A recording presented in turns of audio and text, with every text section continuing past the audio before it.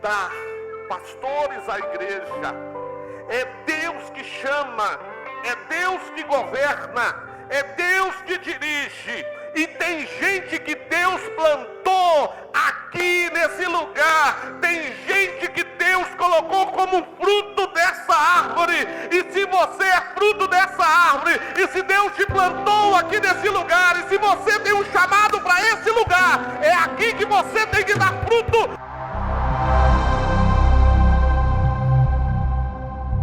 Abra sua Bíblia no livro do Gênesis, no capítulo de número 11, no versículo de número 1, para a glória de Jesus.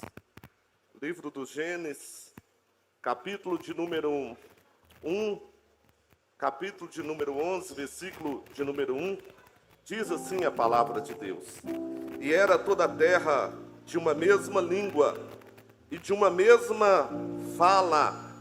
Aconteceu que, partindo eles ao oriente, acharam um vale na terra de Siná e habitaram ali, e disseram uns aos outros: Eia, façamos tijolos, queimamo-los bem. E foi-lhes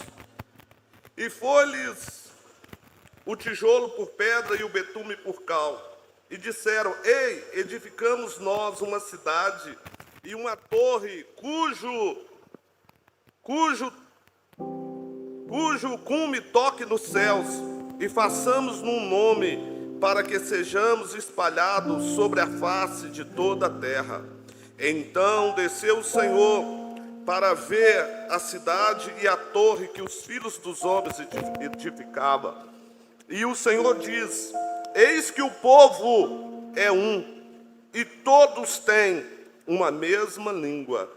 E isto que começam a fazer, e agora não haverá restrição para tudo o que eles intentarem fazer.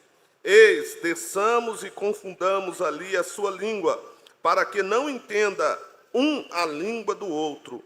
E ali o Senhor espalhou sobre a face de toda a terra, e cessaram de edificar a cidade. Versículo 6. E o Senhor disse: Eis que o povo é um, e todos têm uma mesma língua, e isto é o que começam a fazer. E agora não haverá restrição para tudo o que eles intentaram fazer.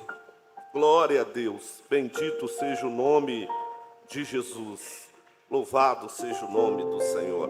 Queridos, eu quero vos propor uma palavra. Gostaria de chamar a sua atenção ao altar do nosso Deus.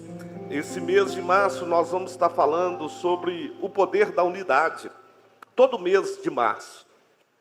E eu sei que essa palavra pode não ser uma palavra evangelística, pode ser uma palavra, e alguém diz: pastor, mas essa palavra no dia de ceia. Sim, a igreja, ela precisa pregar a palavra em todas as áreas, não é? E eu percebo que um dos projetos de Satanás, em toda a terra, em todo o tempo, principalmente nos dias de hoje, é nos dividir, é nos separar. A Bíblia diz, eu estava com meu esboço pronto aqui, ele estava bonitinho, e ele sumiu. E sumiu agora no meu tablet, apagou, ficou só uma parte. Eu tinha separado os versículos, não é? Alguém acha para mim: um reino dividido, ele não subsiste. Então, é um dos propósitos de Satanás, é nos dividir como país, como estado, como cidade, como família. Você já percebeu aqui como que as famílias estão divididas? Você já percebeu que dentro de uma casa, do casal, eles moram juntos, mas não têm unidade. Eles moram juntos, mas não têm unidade. Então essa é a palavra que eu quero propor no dia de ceia, não é? Imagina, eu anotei aqui: unidade não é unanimidade. Você sabia o que é unidade? Imagina bem, todos... Quem saiu de casa para vir na igreja hoje? Que pergunta, hein? Por qual caminho que você veio? Qual o caminho que eu vim? Eu passei, supermercado Santo Antônio, passei por trás dele, peguei a Norte e Sul, fiz o contorno e vim. Esse foi meu caminho. O pastor Edson veio, pegou a Norte e Sul lá. Teve gente que veio pela Randolfo Simões, outros vieram a pé, subiram, atravessaram a Norte e Sul, pegaram esse passeio e vieram. Outros vieram pelo Antônio Olinto, mas todos com o mesmo propósito de chegar na igreja Deus é Fiel para cultuar a Deus. Amém ou não amém? É isso?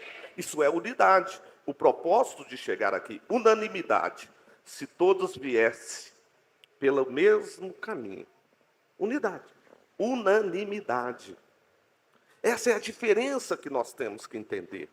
Mas preste bem atenção na construção aqui do texto. Olha o que a Bíblia diz, o versículo 1. E era toda a terra de uma mesma língua, e todos tinham uma mesma fala. E eles intentaram a construir uma cidade e uma torre nessa cidade, cujo topo chegava até os céus. Era loucura. E o próprio Deus, eu fico imaginando, né? Os teólogos e quem está estudando teologia nesse momento, e o próprio Deus diz, olha, e eu acredito que naquele momento Deus estava conversando, o Pai, o Filho e o Espírito Santo, dizendo, eles têm a mesma fala. Eles se tornaram um, eles estão nesse propósito e eles vão conseguir, não haverá restrição para eles. Versículo 6 do capítulo 11, tudo que eles tentam fazer, não vai haver restrição e nós vamos ter que intervir. E Deus teve que intervir, trazendo uma confusão. E ali não se tornar a mesma língua. Olha a língua do Brasil, português. E ali houve uma divisão chamada confusão, chamado Babel. Pastor, o que eles tinham? Eles tinham unidade ou unanimidade? Eles tinham duas coisas, mas eles tinham muito unanimidade. O que é unanimidade? Quando as pessoas pensam igual, falam igual, agem igual. Eu queria chamar a sua atenção para esse ponto, já que ficou só uma parte do meu esboço aqui. Sabe, você sabia que muitas das vezes tem um grande turma pensando de uma maneira, todo mundo falando, e aqui na igreja muita gente já diz assim, pastor, está todo mundo falando. Eu imagino, pastor Eudo, você também era menino quando a gente começou o ministério. Eu era criança, você já era adulto já.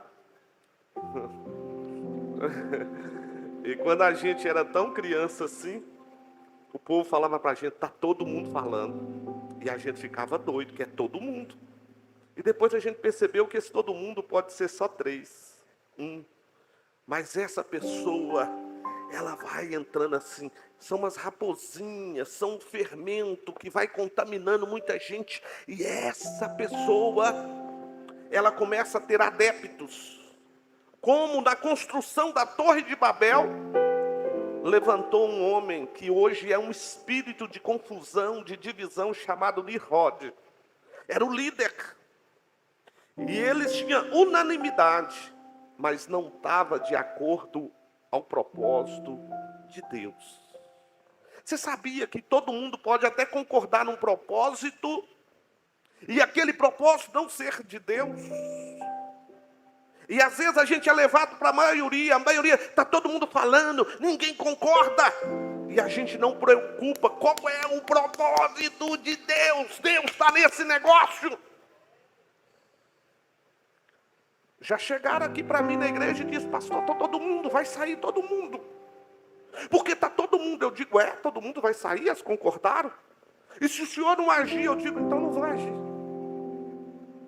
Mas vai sair todo mundo, a igreja vai perder, a igreja vai fechar, vai morrer todo mundo. Digo, morrer não, fechar não.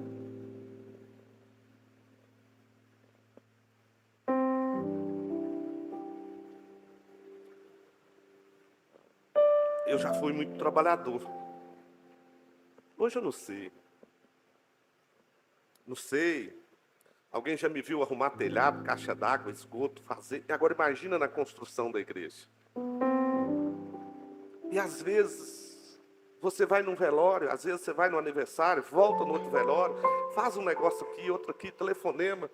E teve um dia que foi mais ou menos assim. E às vezes existe um dia que a gente cansa, mas a gente se sente gente. A gente está arrebentado, mas a gente se sente útil. O dia que você vai celebrar um velório e é de uma criança e você abraça aquela família, está junto. Você vai num leito de hospital,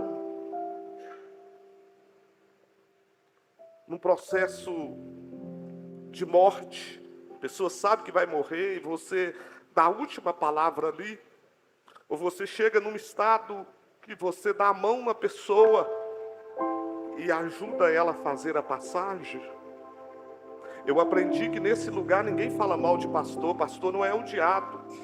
Mas esse dia eu cheguei em casa muito cansado e alguém bateu no portão. E era um líder. Falou comigo, porque a igreja assim, a igreja é família, a igreja não sei o quê, a igreja não sei o quê, a igreja pá. E essa igreja, ela vai acabar.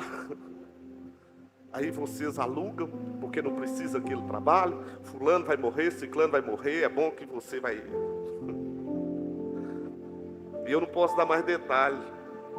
E você ouviu. Ela quase adoeceu, eu não. Eu não. Porque eu sei em quem eu tenho crido. Posso ouvir um amém da igreja? Talvez alguém não vai compreender o que eu estou falando aqui hoje, mas o Espírito Santo vai trazendo compreensão. O Espírito Santo vai unindo, porque nós estamos declarando que esse é o ano da unidade. E no ano da unidade tem que haver maturidade espiritual. Nós precisamos gravar dentro do nosso coração: o que nos une é muito maior do que o que nos separa. E uma das coisas que eu aprendi nessa caminhada, que duas visões no mesmo lugar é uma divisão e não é união. Daqui a pouco eu volto para o texto, mas deixa eu contar a minha história aqui, gente. Escuta, há muitos anos atrás, nos anos 90, eu voltei para a igreja, Deus fez uma obra maravilhosa, me batizei em abril ou junho de 92, e eu nasci na igreja Assembleia de Deus. E eu vou para a igreja Batista da Floresta. E lá na igreja Batista da Floresta eu fiquei um tempo lá, gente. E esse tempo todo que eu fiquei lá, eu ficava revoltado. Você sabe por que eu fiquei revoltado? Porque o povo lá da igreja ria. Terminava o culto, e olha a antipatia que eu tinha daquele povo. Eu conhecia você lá, na igreja Batista Central, 12, 13 anos. E daquela fase da revolta, né? Foi uma luta levar ele para o primeiro retiro. Eu já sou um homem idoso, gente. Eu já sou um homem de muita idade. Você sabe o que me irritava? Que a gente chegava na igreja, sabe o que as pessoas faziam? Pai do Senhor, irmão, seja bem-vindo, com um sorriso. Entra. Gente, eu ficava indignado. O povo fica feliz. Pai do Senhor, pega na mão, cumprimenta, abraça. Gente, eu ficava indignado com aquilo. Para que tem que cumprimentar sorrindo? E na hora do louvor cantava hino. Não é? Estou tentando lembrar os hinos. Sou grato por tudo. Jesus é a aliança Entre você e Deus. E eles cantavam, batia palma. Aí as mulheres faziam assim cantando. Aquilo me indignava. O pai do Rafael era ministro de louvor. A tia do Rafael, que não me lembra, me fugiu o nome agora, também era ministra de louvor. Eu acho que tem uma tia com o nome de Jaqueline. Ano 92. A Dirlene. E elas cantavam, adoravam, levantavam a mão. E eu ficava indignado. Gente, tinha hora que elas usavam calça comprida. Jeans. E no culto o pregador não pregava gritado, chorando. Não fazia assim, não fazia assim. Não fazia. E eu fiquei ali uns 5 anos. Não sei se foi esse tempo. Que eu só fiquei nessa igreja que ela tornou a Igreja Batista Central, depois quando abriu a Deus é Fiel. Escuta, uma das coisas que essa palavra deveria ser uma palavra num culto de líderes. Existe a missão, como é que é? Visão, missão e valores. Eu não entendi a visão, eu não entendi a missão e não existia valores. Eu vim de uma igreja, entrei para outra e eu queria mudar a igreja. Eu queria que a igreja fosse do meu jeito, que o pastor pregasse do meu jeito, que as coisas fossem do meu jeito, que fossem os meus valores. Tem muita gente que chega numa igreja e às vezes vem até como líder. E quando eu digo líder, eu estou dizendo de pastores, obreiros, que eles não entenderam que cada igreja, cada ministério, existe uma visão, existe uma missão, existe um valor. Eu não entendia. E eu ficava revoltado. Porque eu estava acostumado. Quando a nossa igreja começou, não sei se alguém sabe, a nossa igreja se chamava Assembleia de Deus, Ministério Sete Lagoas, Missão Resgate. E a gente cantava um hino, um para o Pai, um para o Filho, um para o Espírito Santo. 3 hinos da harpa. Foi quando o Irani chegou para a igreja, o Nazareno que estava ali, está ali. Aí eu já queria trazer uma outra visão. E isso é motivo de muita contenda, de muita guerra dentro de uma igreja. A gente não entender, a gente não compreender. Todo dia, ou quase sempre, alguém diz: pastor, Deus falou comigo, terminou meu tempo aqui. Eu digo: mas Deus só fala com o povo na hora de sair da igreja, outra hora não fala nada. Aí a pessoa vem e fala comigo: pastor, mas você não me falou nada. Eu digo: mas se Deus já falou com você, se você já ouviu tão clara a voz de Deus, eu vou falar mais o quê? Vai com Jesus, Deus te abençoe. Aí sabe o que o Espírito Santo de Deus falou comigo esses dias? Está errado, você tem que falar. Aí eu digo para as pessoas: olha para mim. Olha para mim. Tudo que é ligado na terra é ligado no céu. Essa igreja é uma árvore que tem raízes profundas. E Deus é que dá pastores à igreja.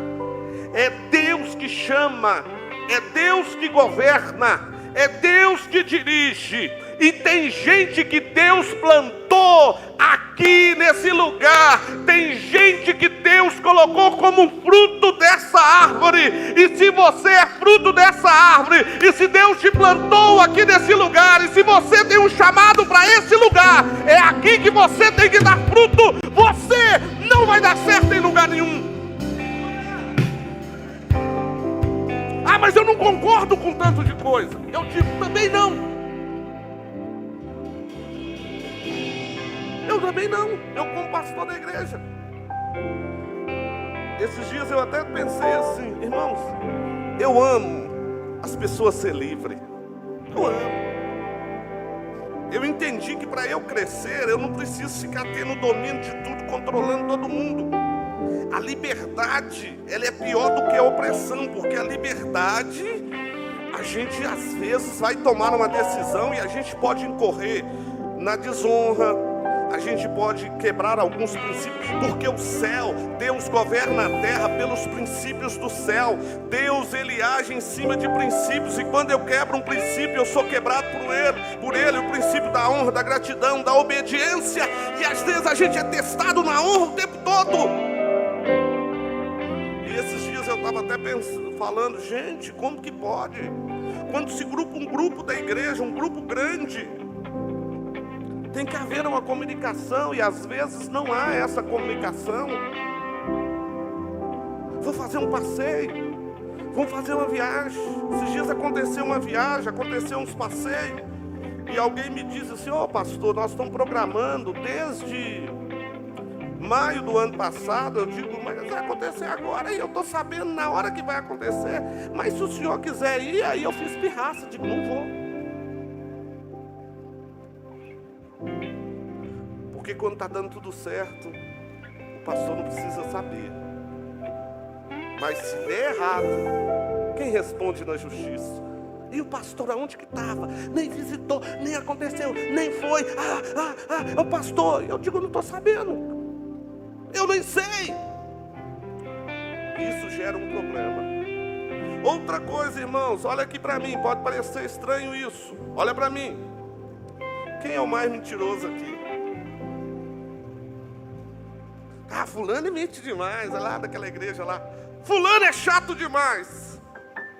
Fulano é aparecido demais. Fulano gosta de aparecer. Fulano é doido. Ciclano é isso. Aquele ali é isso. Aquele ali é aquilo. Tudo bem.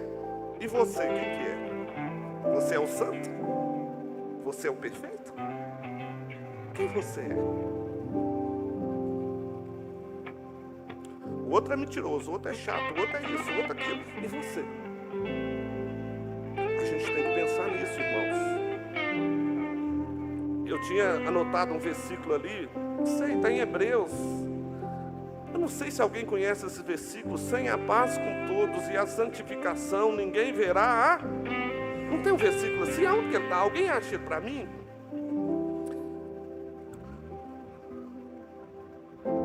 E o diabo vai tentando nos dividir assim. Escuta, olha para mim. Eu queria até escrever essa frase, mas eu não sei de quem que ela é, porque eu repito algumas frases. Quando a pessoa é inteligente, ele dá crédito, quem falou, mas eu não tenho esse nível de cultura, não é?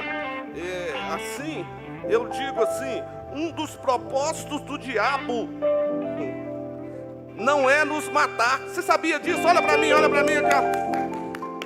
Um dos propósitos do diabo não é nos matar. E até não é nos destruir. Um dos propósitos principais de Satanás é nos distrair. Porque a gente abandona o propósito. A gente sai do propósito. E como que ele nos distrai? Gerando divisões. Está errado. Eu não concordo.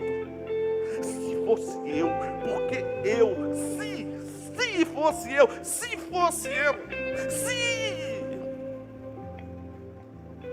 De vez em quando alguém fala isso comigo, e eu digo, apontando o meu dedo, dizendo, com a estrutura emocional que você tem, com a estrutura espiritual que você tem, com as birras e as ofensas que você está fazendo, se fosse você, ia cair todos os cabelos da sua cabeça, assim, ó. A vitamina B12, B6, vitamina D ia lá zero, imunidade ia zero, e tu ia morrer. Não entra em questões espirituais. Cuidado aonde você põe a mão e o dedo, meu irmão, porque um homem na Bíblia, gente, hoje a minha memória está ruim, eu acho que ele chamava o rei Josias. Era o homem que Deus o ajudou, o fortaleceu, tornou o maior engenheiro, porque ele construiu armas que ninguém tinha. tinha. Ele construiu máquinas que ninguém tinha para a época, máquinas agrícolas, máquinas e máquinas. Ele se tornou forte, e quando ele se tornou forte, ele entrou no lugar aonde só os sacerdotes poderiam entrar, e Deus levantou o sacerdote, e a Bíblia diz lá em Reis que eram homens da maior firmeza, e diz para Josias: a ti não compete fazer isso, porque é um chamado sacerdotal, sai depressa aí. E a lepra saiu da testa. Um homem do palácio, um homem honrado, reinado de muitos anos, de várias conquistas. Deus o havia fortalecido, engrandecido. Morreu isolado num barracão, alguém pondo comida numa janelinha, leproso, porque ele tocou aonde não deveria tocar.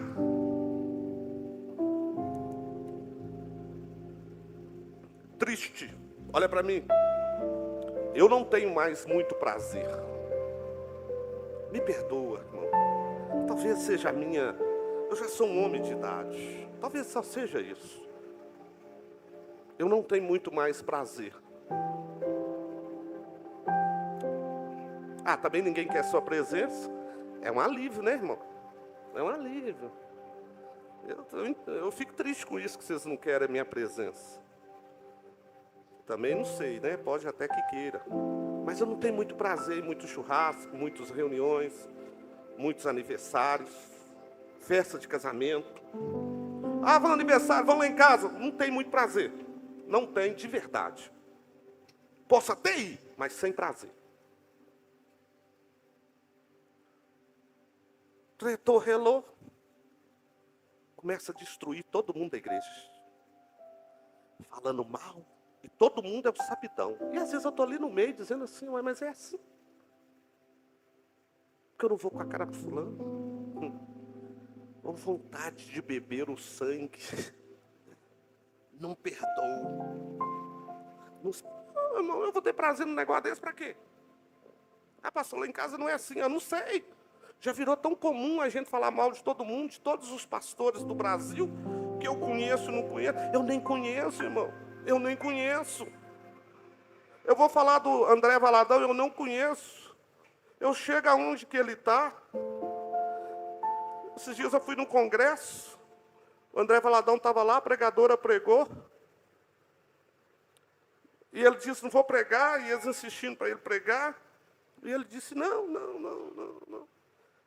Aí dá uma palavra. Aí ele pegou o microfone, cantou um hino batido, conhecido. A glória de Deus tomou lugar. Fui conversar com alguém e disse: nossa, quando ele vem, os outros exigem tanta coisa. Ele pega o próprio Uber. É a pessoa mais fácil, mais humana. Eu não conheço. Eu vou ficar falando mal dele. Assim dos demais pastores. Eu vou ficar destruindo as pessoas que ministram no altar. Olha aqui. Pode não gostar da minha palavra, nem gostar de mim. Não tem problema. Olha aqui para mim. Minha mãe não está aqui hoje, vamos orar por ela. Está sentindo muita dor, não está bem. Deus cure ela. Se ela estiver em casa ou no hospital agora, em nome de Jesus. Nós oramos assim, Pai. No nome de Jesus.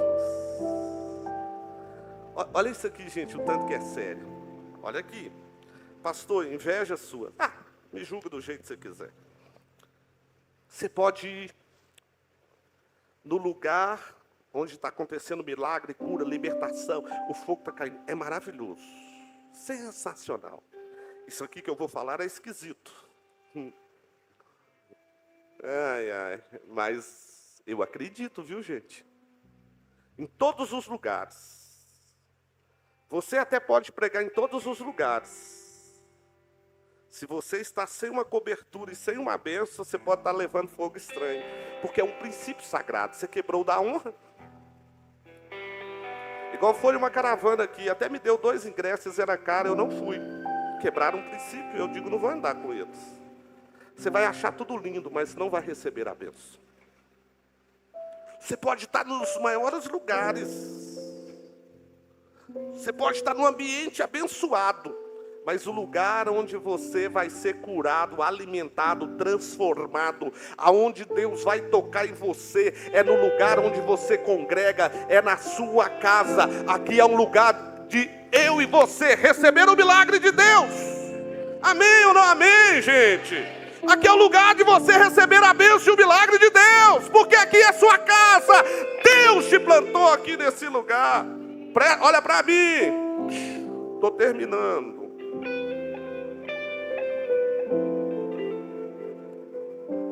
Porque Deus quebra a gente. Deixa eu dar um exemplo aqui. Não, Mônica, você está me olhando tão assim que eu não vou dar esse exemplo para você, não. Estou com medo, não é? Vou dar. Vem cá, D'Angelo, você é mais cara larga. É porque homem com homem se resolve fácil. Se a gente não resolver nas conversas, a gente resolve com um abraço. Não vou com sua cara, viu, D'Angelo? Não, eu não falo para ele, irmão. Quem aqui é muito sincero que não fala mal da pessoa quando ela está presente?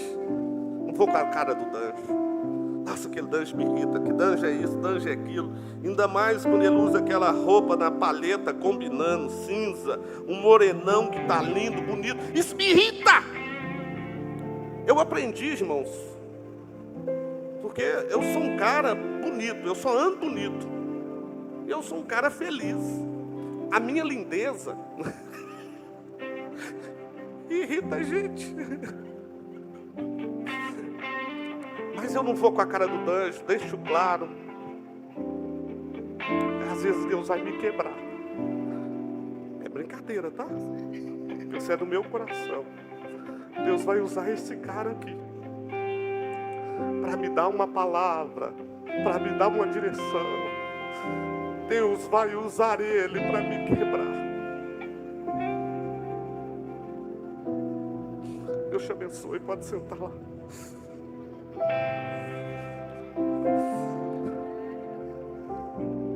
Porque Deus usa homens, gente. Homens não é perfeito. Por que Deus nos abençoe aqui nesse lugar? Deus vai fazer nos humilhar e quebrar. Porque na casa da gente a gente sabe da qualidade das pessoas, mas também sabe dos defeitos das pessoas. Você diz, fulano hoje não está bem. Quando ele não está bem, ele é pirracento, age como criança. Fulano me feriu, pisou no meu calo, me machucou. Meu fulano fez isso. Eu não concordei com aquela palavra, mas aquele fulano também é filho de Deus. E às vezes Deus está permitindo esse pisão no meu pé. Deus está permitindo essa decepção para me tratar, para ver aonde está o meu coração, aonde eu estou. Porque se eu libero perdão, sabia? Olha, irmãos, isso aqui eu não gosto dessa palavra também não, mas é a palavra de Deus. Que Deus perdoa o bandido, o traficante, até mesmo, irmão. Deus perdoa se o pedófilo arrepender. Deus perdoa o pedófilo, o assassino, gente. Como? Uma pessoa que mata, um pedófilo, a blusa de uma criança,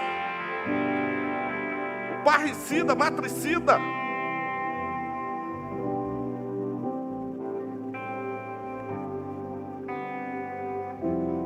Mas Deus não perdoa.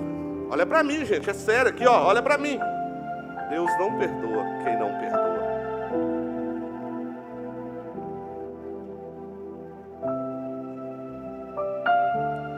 Deus odeia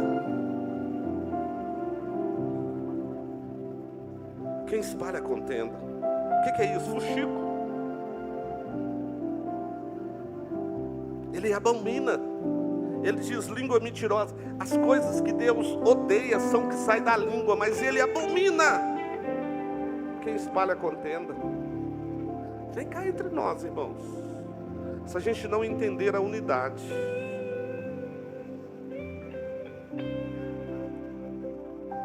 a nossa vida está travada e nós não recebemos bênção. Se que esse espírito de Nimrod, o que é o espírito de Nimrod? É o espírito que traz com um nome bonito, com um crescimento para edificar, para chegar ao céu, e fala tão bonito, tem um discurso tão profundo. Quando eu lembro de Nimrod, eu lembro de Hitler, que ele levou toda a terra a acreditar num sonho, todo mundo falando a mesma língua, mas Deus não estava naquilo. Ele gerou a confusão, Babel, que existe até hoje, ninguém mais tem a mesma língua. E esse espírito, ele quer agir dividindo. E quando esse espírito vem, parece que está todo mundo certo.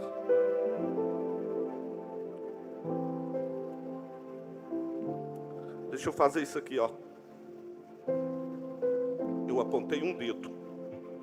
Aí alguém vai dizer, pastor, você vai dizer que esse aqui aponta para Deus como testemunha, 3 para você e 1 para ele? Também. Mas o que eu quero dizer, quando eu aponto um dedo para uma pessoa, eu estou me colocando e dizendo que eu sou superior a ela. Aí eu fico todo quebrado, gente. Eu não sou superior a ninguém. Eu tenho que ser servo. Eu estou aqui para servir. Eu preciso da humildade, da simplicidade, da dependência dele. E quando eu aponto e me coloco superior, aquele que exalta, Deus abaixa. Olha para mim. Essa é a palavra de libertação.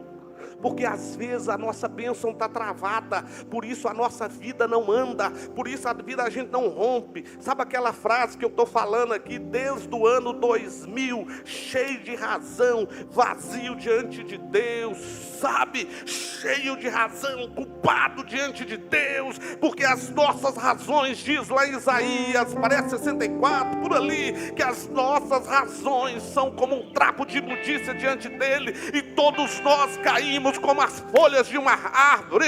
Meu irmão, eu preciso me humilhar, reconhecer, porque meu irmão, eu até falo, se Deus quiser pode te levar que você é santo, ou Deus não me leva agora não, porque eu tenho muita coisa para acertar, consertar na minha vida, e eu também tenho muita obra para fazer. Deus me ajuda a melhorar, eu não posso ir. Fala para o seu irmão que Deus... Não, fala não.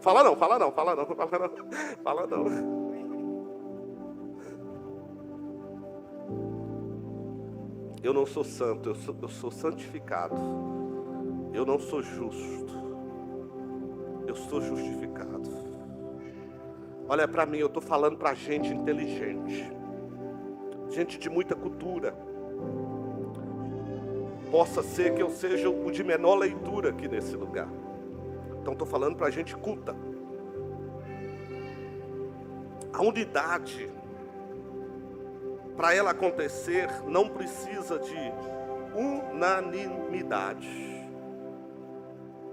Então, eu tenho que pensar, eu tenho que ser igual. Não. Isso é até perigoso. Rebanho, as pessoas tudo igual, falando igual. A unidade não está nisso. Jesus fez oração. Eu estava com o texto aberto aqui, me parece que em João, que Jesus orando, Pai, eu peço que todos sejam um como nós somos um. A unidade, como Deus uniu pessoas de várias línguas, tribos e nações, pessoas diferentes, e o fez igreja. As pessoas são diferentes na unidade. É igual a Arca de Noé. Quem aqui gostaria de estar dentro da Arca de Noé? Eu. Sim, você não gostaria de estar na Arca de Noé, não? A Arca de Noé significa salvação. Quem estava fora da arca morreu afogado. A água cobriu a terra. Foi um juízo de Deus. O melhor lugar de se estar era dentro da arca. Pensa que maravilha dentro da arca. Quem aqui gosta de cobra? Esses dias eu estava passando uma cariranha preta com amarela, deu bote de mim. Até hoje está na minha cabeça. Vou precisar de um profissional que trabalha com isso para tirar. Pensa, preta com amarela. Imagina uma jiboia e uma cascavel dentro da arca. Imagina os ratinhos. Agora imagina o elefante fazendo o número 2. aquele gatinho lindo, não sei se alguém já viu o gato ou cheirou, número 2 do gato. Imagina os cachorros latindo. O leão. Imagina a girafa. Imagina aqueles bichos. Imagina o cheiro. Imagina o trabalho. Imagina o serviço. Eu acho que era tão desesperador que Deus travou todas as portas de janela. Mas lá em cima tinha uma janela. Você queria pular da janela e morrer? Assim é a igreja, irmão. A igreja é a grande arca de Noé. Tem uns cabros e tem mais cabra. E esse cabra sou eu. É você. Mas aqui é o grande barco da salvação. Não é perfeito. Essa é a graça da unidade. É o mesmo propósito. E se a gente não tiver essa maturidade, a gente vai viver só em guerra e contenda, e vai sair do propósito, a gente vai se ferir, se machucar, sabe? Aquela canção que a gente cantava nos idos de 90, não importa a circunstância, eu quero é Deus. Que a gente não pode olhar para o A, para o B, para o C, que a gente tem que olhar para Jesus. Quantas pessoas estão sem igreja? A igreja dos desigrejados é a maior igreja do mundo. Porque não soube lidar com as diferenças. Porque aconteceu um erro, uma decepção. A própria Bíblia diz que vai acontecer escândalos. A própria Bíblia diz que a gente seria ferido, humilhado, machucado, zombaria, perturbaria. E às vezes dentro da casa, os inimigos são os da própria casa. Se a gente não entender isso, se a gente não entender a diferença, a limitação, você vai estar na sua família falando mal da sua família, não vai sentar, não vai comungar com a sua família. É uma família dividida, é uma família que não senta junto. Na hora da guerra, você está sozinho. Porque uma coisa eu aprendi, irmãos.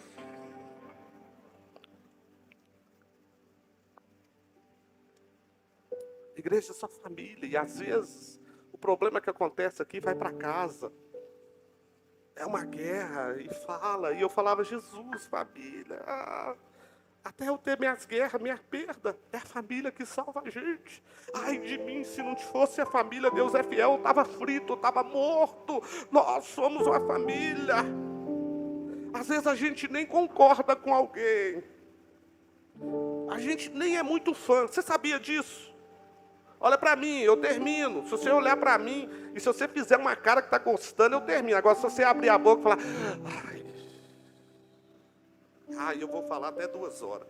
Tá bom, você fica aí sozinho, mas você vai quebrar um princípio e ir embora. Jesus chama 12 discípulos de uma multidão. 120, mas Jesus chama 12. Ele tinha mais afinidade com os 12, escolheu 12. Entre os 12, ele tinha afinidade com 3. E entre os 3, um que era João. Se você não entender isso, você não vai ter afinidade com todo mundo. Assim é a igreja.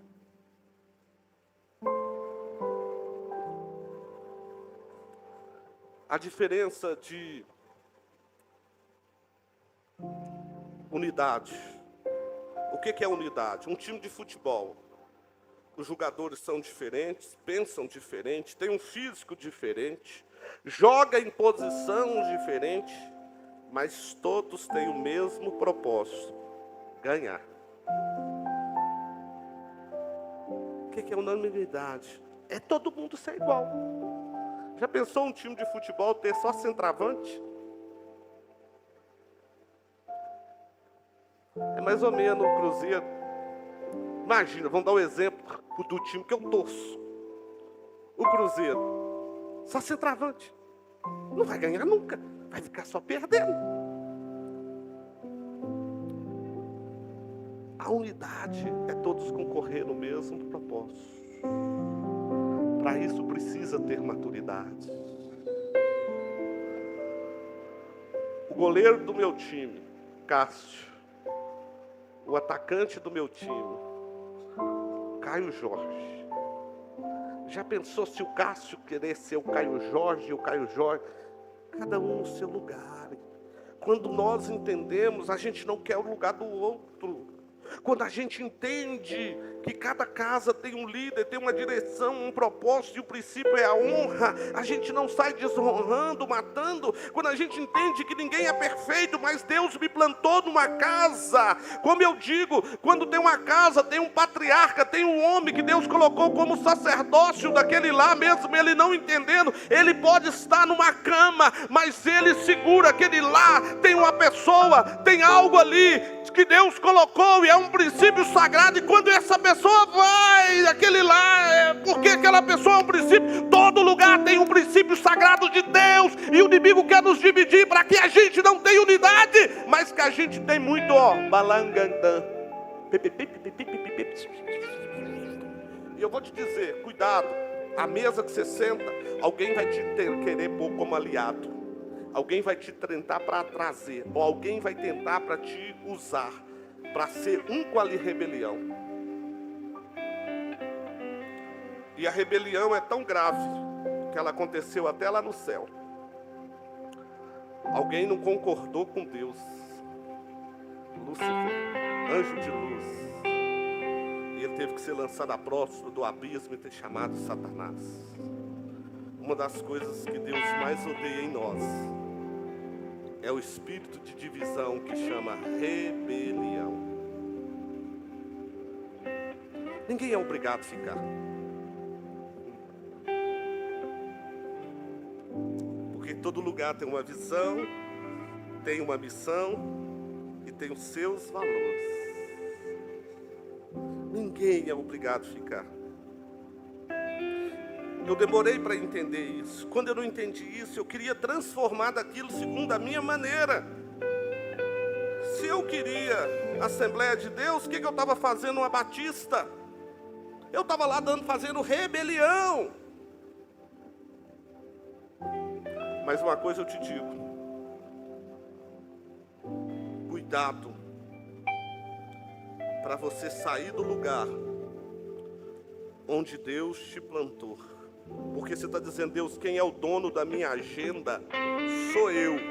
Quem é o Senhor da minha vida é o meu eu, é o meu ego. Eu me ofendi, eu me feri, eu faço as coisas da minha maneira, do meu jeito, porque eu não preciso de um Senhor, eu não preciso do Espírito Santo, eu preciso de mim mesmo.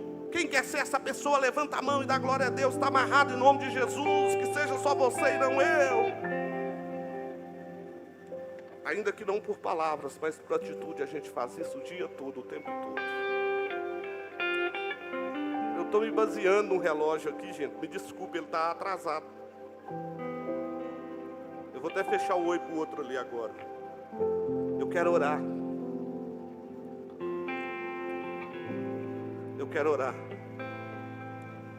Uma das palavras que me chamou muito forte, do pastor Márcio Valadão, que perguntaram para ele, qual o problema?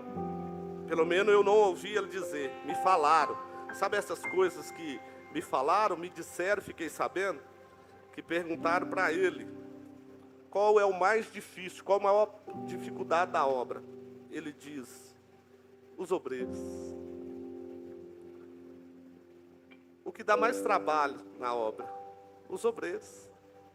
Poxa, mas o povo é bom.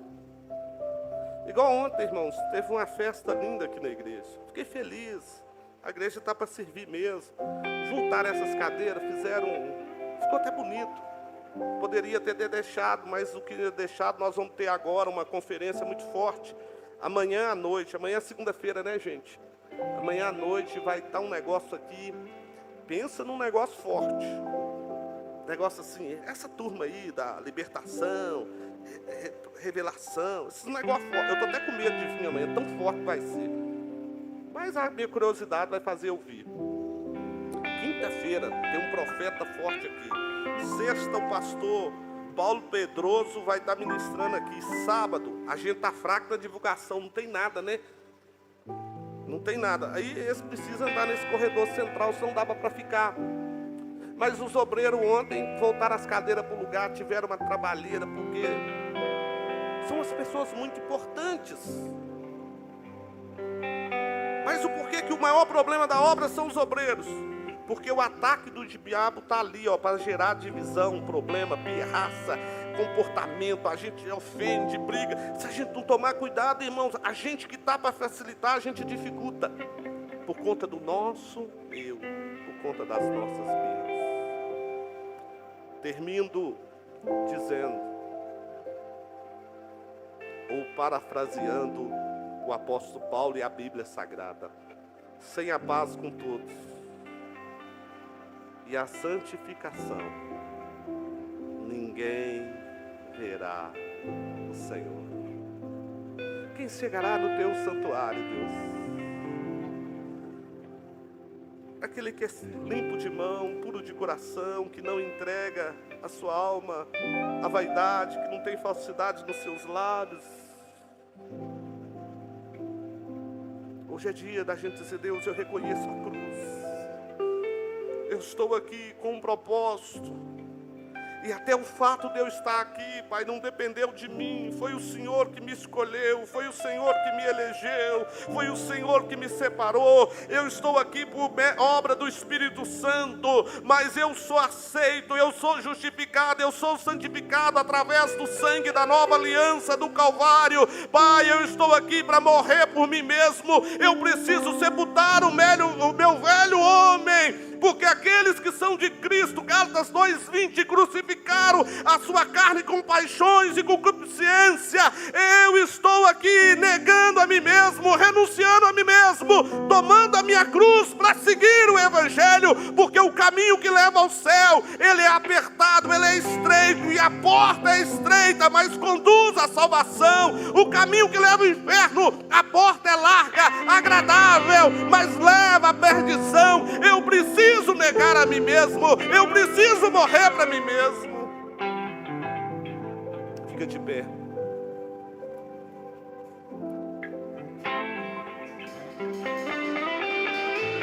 A igreja é um lugar de casamento também.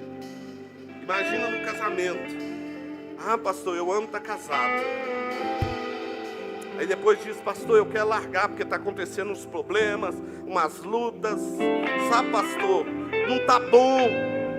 Por quê? Ah, problema com o filho, problema com isso, problema com aquilo, problema com aquilo. Tem conta, tem cestinho de banheiro, tem banheiro sujo, tem casa dando problema, tem torneira, e tem isso, e tem aquilo. Eu não estou feliz.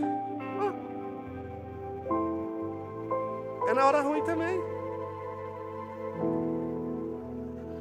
É na hora da guerra também. É na hora da dívida também. Ah, o problema é nessa hora. É suportar uns aos outros. Eu vou suportar isso aqui, ó. Ao suporte. Suportando uns aos outros em amor. Suportar isso. Ai, estou suportando. A igreja tem fases. Tem fase que é primavera, tem fase que é verão, mas tem fase que é inverno, tem fase que é outono. Mas eu estou aqui, eu quero viver em unidade, eu sou um com você, eu quero chegar ao céu, eu quero viver um propósito.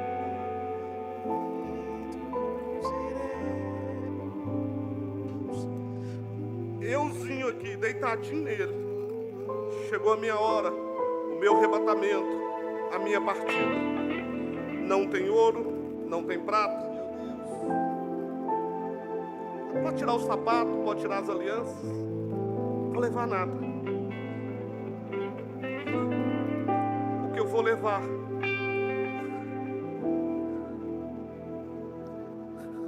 é alguém dizer: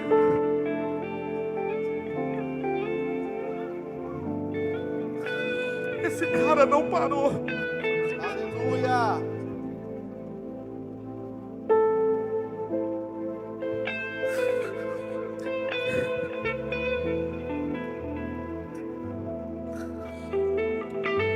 Ele me ouviu.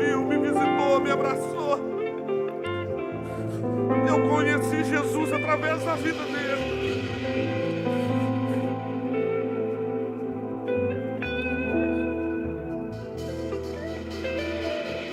Ele pensava em mim, ele pensava em ti, pensava em nós. Cadê a Daphne aqui pra ela me ajudar a rir quando eu tô chorando? Porque eu chorando eu sou mais feio, Daphne. Me ajuda, gente, Daphne, me ajuda, eu preciso rir agora.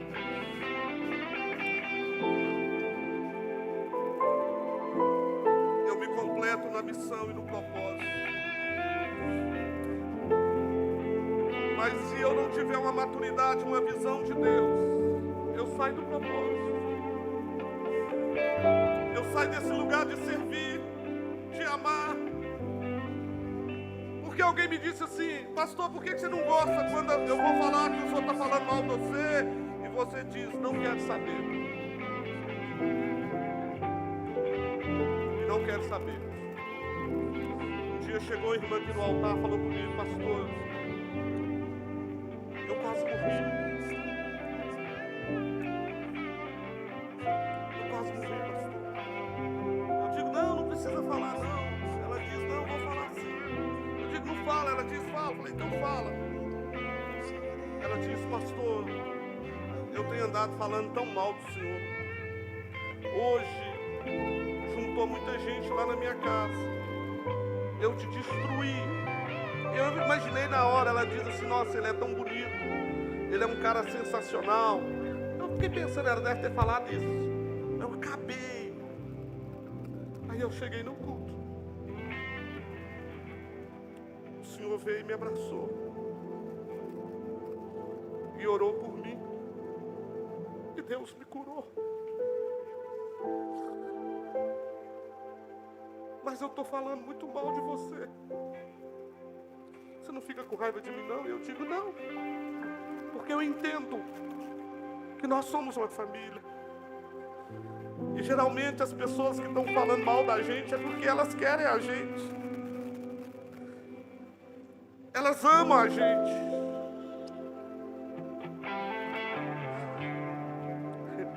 Ela diz: pastor, não brinca. Eu digo: é verdade. Você sabia que você me ama e eu amo você? Você sabia que nós somos irmãos? Que nós vamos morar no mesmo céu? Por isso que eu tenho que perdoar, senão eu não posso orar e falar: Senhor, me coloca num bairro diferente. Me coloca num céu que não tenha capivara. Me coloca num céu, Deus, onde eu não quero morar na mesma rua do Christian. Eu não posso falar isso. Eu não posso. Não posso. Olha para mim. E toda vez que eu me irrito com a pessoa, eu não gosto dela, e que eu estou querendo falar mal dessa pessoa, é só um espelho. Porque eu me vejo nela. Por isso que me irrita tanto. Eu digo para a irmã: sabe o que me irrita, que eu tenho de ruim? Que é o espelho. É porque talvez você esteja vendo você em mim. Só isso. Só isso.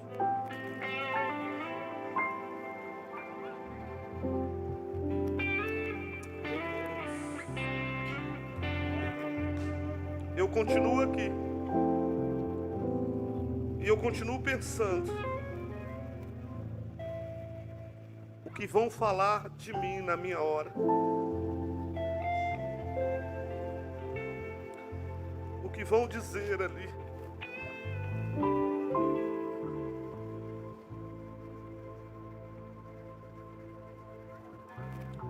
Quando você nasceu, todo mundo sorria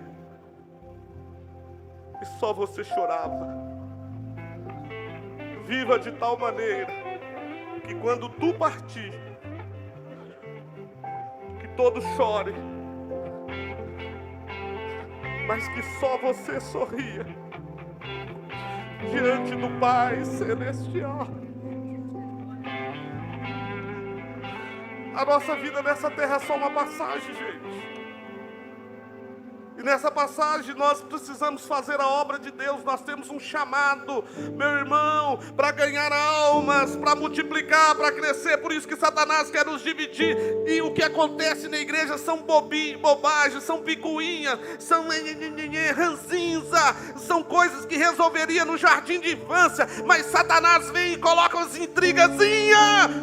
E quem era para estar servindo, fazendo, parou. E você pode estar bloqueando o propósito, bloqueando a bênção. Aí você entra na campanha, você dá uma oferta, o profeta vem e fala, você diz, não está acontecendo, mas o bloqueio está aqui, ó. Muitas das vezes na tua ferida. Pastor, mas eu estou com raiva, você tinha que estar morto. Pastor, eu estou ofendido, só ofende quem está vivo. E a gente foi chamado para estar sepultado o nosso velho eu. Ah, mas eu estou revoltado. É porque você está vivo, era para você estar morto.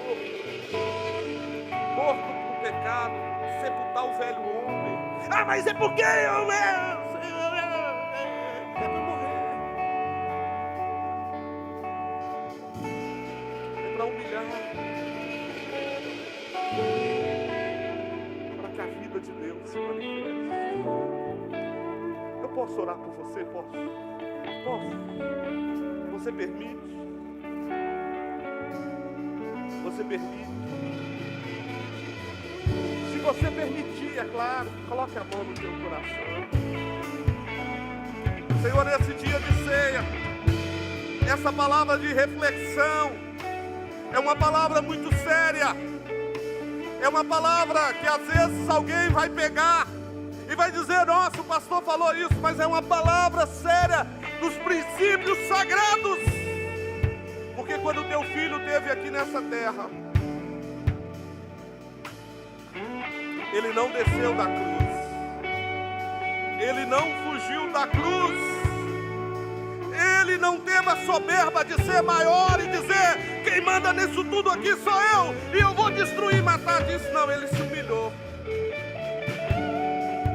até a morte, e a morte para que o propósito fosse cumprido.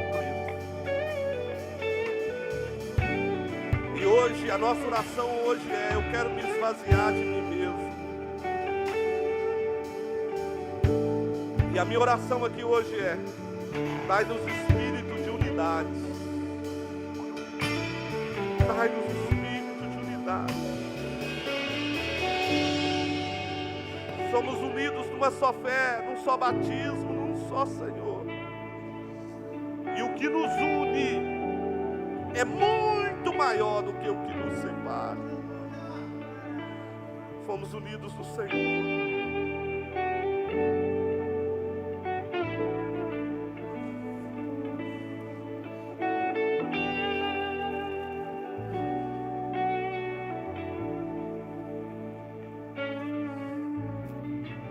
Fecha os teus olhos, fecha só por um minuto,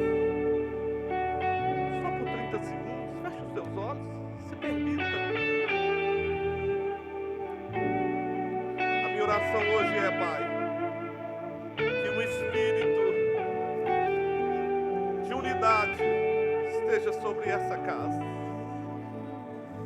que uma atmosfera e unção de unidade esteja nesse lugar, de maneira que Satanás e os seus demônios não resistam, e que sejam expulsos agora toda a obra do mal, toda a obra das trevas. Sai!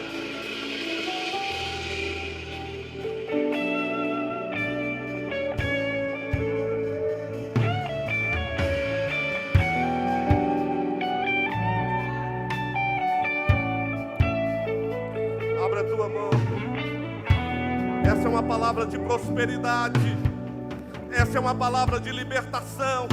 Porque a unidade é para nos levar ao lugar que Deus quer. A unidade é para unir o nosso coração com o coração de Deus. A unidade leva alinhamento do propósito nosso com o propósito do eterno, ou o propósito do eterno com o nosso propósito. A unidade nos faz vencer aquilo que precisamos vencer. A unidade nos faz morrer para nós mesmos, porque nós temos que chegar no mesmo lugar. Nós temos que chegar chegar ao céu. A humildade nos faz chegar ao céu, mas não nos faz chegar no céu sozinho.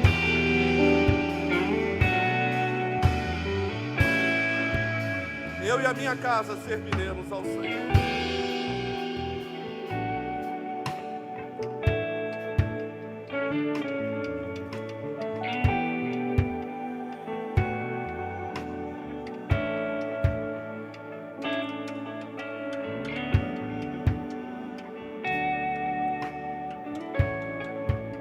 Pai, nós consagramos o pão e o cálice. Nós vamos participar da ceia nesse momento, em memorial do teu sacrifício feito por nós na cruz do Calvário. Nós trazemos a memória os cravos, a coroa de espinho, rompendo o couro cabeludo e até mesmo a calota craniana. Pai, nós trazemos a memória, Senhor, dos azorraques, das chicotadas, Pai, que dava para ver órgãos internos. Nós trazemos a memória as feridas, a cruz, os cravos. Nós trazemos, Pai, o justo morrendo por nós, abrindo mão de si mesmo e se entregando na morte daquela cruz. E é essa cruz que nos justifica. É o evangelho da cruz que nos faz chegar até o céu. A libertação está no evangelho da cruz. Por isso nós consagramos os alimentos.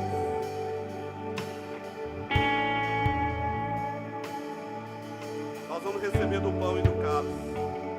Escute.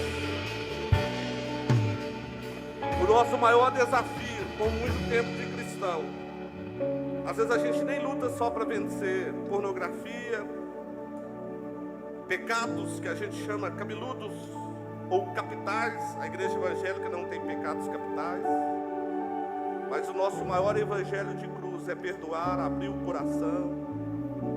Nosso maior desafio é voltar ao primeiro amor, é voltar ao início de tudo, voltar à simplicidade